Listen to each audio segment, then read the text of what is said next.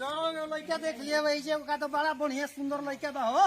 हाँ हाँ हैं रह तब चिल्लाओ जा दुआर पाइए को नहीं जा। ए चौभोकन भाई बोला कहाँ तर घर हो कहाँ घर जा। अरे चौभोकन की है घर हो। हाँ बढ़ जाओ चौभोकन के बोला ले बता। रुका बोला के ला बता।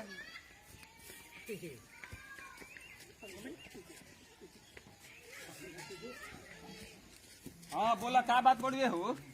बोली बोली सब बोली। कोने के गो तारा घर लइका बा का तो बड़ा सुघर तन देखै तो। हाँ हाँ सुगर बढ़िया एगो लइका। तो तनी लिया लाओ देखाओ तन लइका। अच्छा हम लिए के आवा तनी अभी। लेवा लोग बबुआ ले आवा लोग।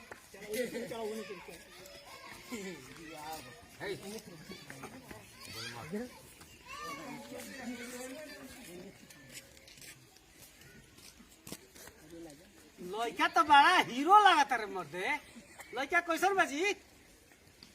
एकदम ठीक बा ठीक बा लइका। हां लड़का होनिहार हो। अरे लड़का होनिहार हो। बहुत लइका एकदम तेज तराज बा। पूछ ली का नाम भाई बबुआ तहार हो? धकेंदर ना लड़का का नाम है सतेंद्र। पूछ ली माई लइका बाबू का नाम सतेंद्र और हां। कुछ पूछे के बा। बबुआ तो हाँ निमल देख लिया अरे तो बैल देखो चाहे भैंस देखो। भैंसो जब देखे तो पोछो उठा के देखबो बैलो उठा के देखबो। सीधा हो के बबुआ सीधा हो न। का नाम पड़ी तहार? लड़का होनिहार हो सतेंद्र नाम हो यहाँ के। सत्येंद्र ना हो? हाँ जी। तार बाबू के का नाम हो?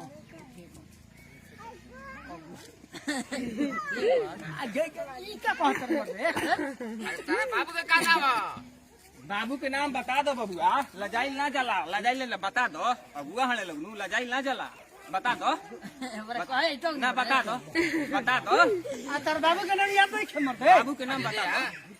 घुरपे कौन? हां कथा पढ़ा लिखल हो?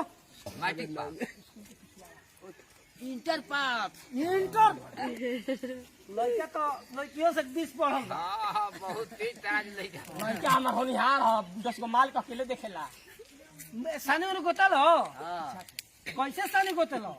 चल खियाइले पीछे से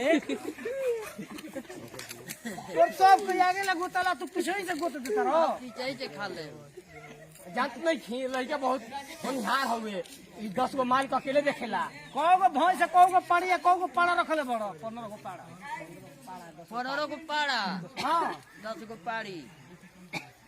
15 गो पाड़ा 10 गो पाड़ी। मर्द कहीं के तो 5 गो और पाड़ी रखल चाहत रहे नु बरोबर हो। मिलबे रखल तो बरोबर का हो जाई। करावे के पर देखे के पर। बियाह करे के मन बा? हां हैं हां बियाह के लाइक बारो नु देख लिया आगा पीछा सगरे। हाँ बबुआ रे होई तो तनी घूम जो। होई काय फुलल बाही का हो? होई तनी भैंसे खाई मार देले रही सन मारा के तइका। ई कमजोर हो गेलिए ई शरीर। शरीर कमजोर हो गेल छै ना। बबुआ में हमारा कोनो कोई नहीं के खोलियो के दिखा सकत हूं। हां देखाओ तो। खोलियो के दिखा सकत हूं। दिखा ना लइका ठीक बा ठीक ना बा। किया दिखा। ए भाई लइका ठीक बा ठीक बा। अच्छा ठीक बा। ये हमार चिरोटे मारत के गिरल हवे। गला बड़े का बड़ा खई। लोग चल है ना तो तनी आगा पीछे पे चल देता। एहन से घूमता है तो अरे सीधा हो का भाई। ये अगुआ जाने के मिलल ना। तनी तनी दांत देखावा त अपन दांत को दांत के भइल हो। देखा दे बबुआ देखा दे दांत चार दे। चार जात के बारी पाड़ा है। कस के कहो 4 जात के पाड़ा है। 4 दांत के पड़ हवो। तन देखी दांतवा मुंहबा के देखावो। का हां ठीक बा रे मर जे कहि के देखा जा तनी बबुआ हमार हमर होनिहार हो। ऐसा ना तो देखा तनी बछड़ी हमार बहुत। अब अखिया दुनो छूज बाकी है। को आंख बता हर को छौ 100 को केने केने बा केने केने आंख बा हो पीछा है आगे चारे को भाई दू केने कोई दुगो होने आगे दूगो बिलाग होइल ठीक बा चली सबे चली जा लइका ठीक बा हाँ आगे पीछे प्रोग्राम देखल जाई खबर दियाई तो ठीक बा भाई साहब ठीक बा हाँ चली जा फोन करे